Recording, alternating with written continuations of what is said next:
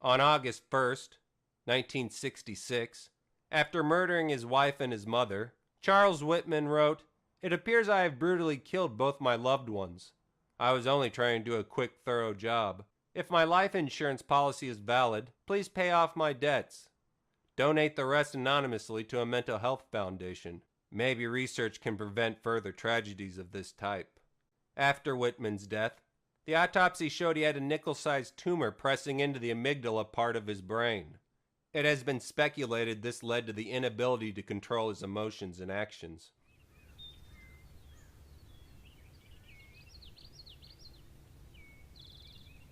When I was little, we used to keep rabbits outside in a fence.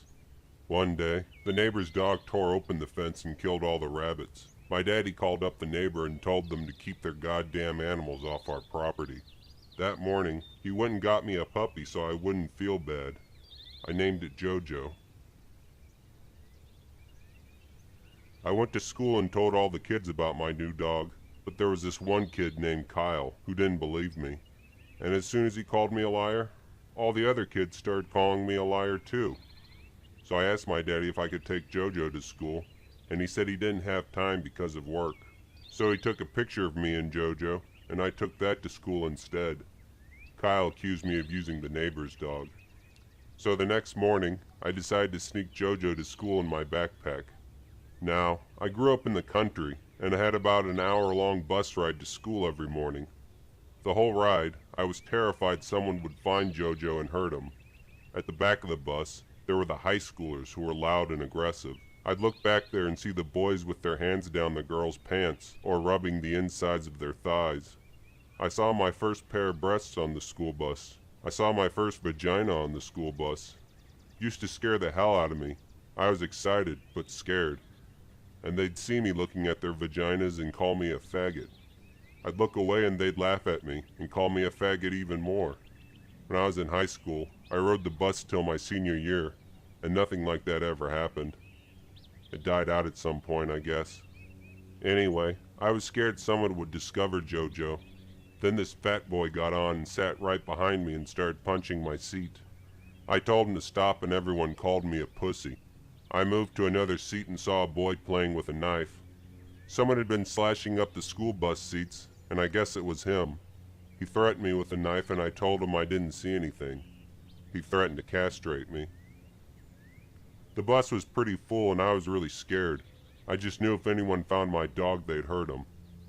I looked around the bus and saw the windows were down.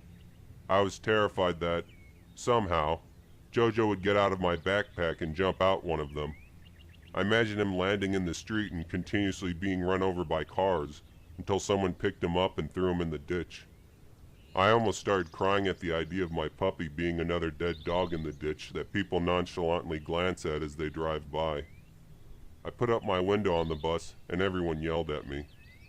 This made me feel worse because I didn't want Jojo to get hurt, but I didn't want everyone to be mad at me either.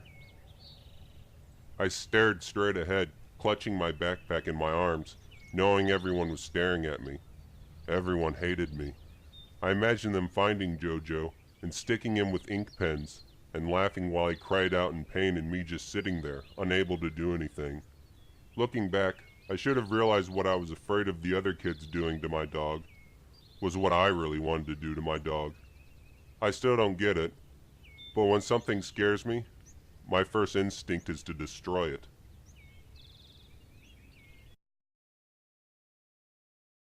The noisy bus started getting to Jojo, so he squirmed and barked. I started panicking. Eventually, the fear got to be so much I couldn't take it anymore. So I stood up, slid my backpack underneath me, and flopped down on it as hard as I could, and crushed Jojo's skull. The blood started seeping out of my backpack, so when I got to school I hid it behind a dumpster and told my teacher I left my backpack at home that day.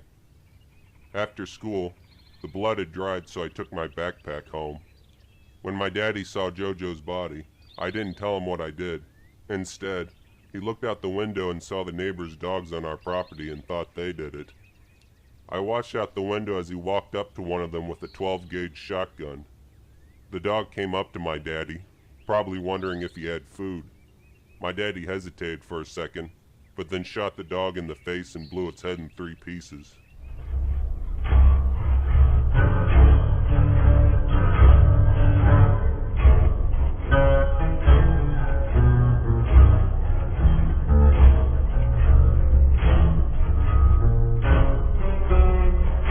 Growing up, Tammy was best friends with her cousin Tim.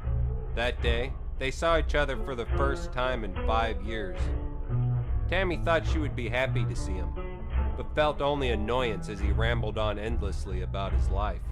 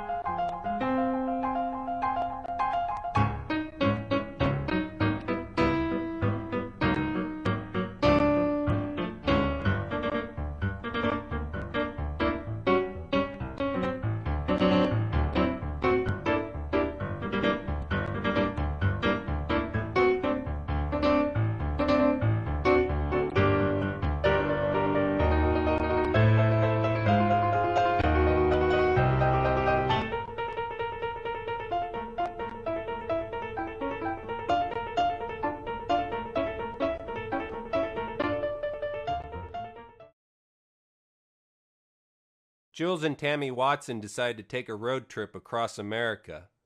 They were out to see the country one small town, big city, and major landmark at a time. However, gas prices went up 45 cents, and they only made it 200 miles before deciding to turn around and go back home.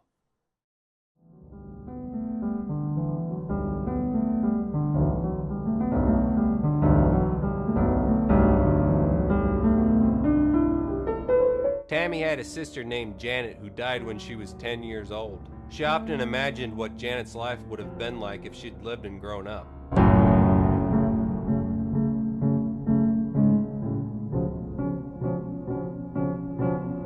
However, she could not dream up a life for her dead sister that went beyond routine. No matter what she came up with, Janet couldn't help but feel disappointed.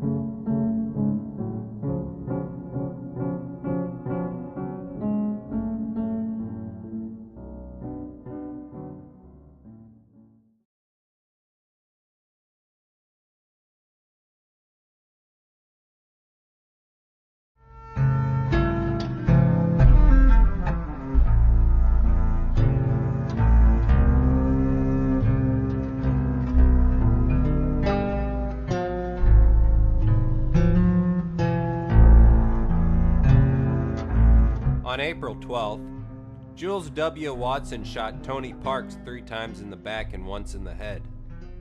They'd known each other for 12 years.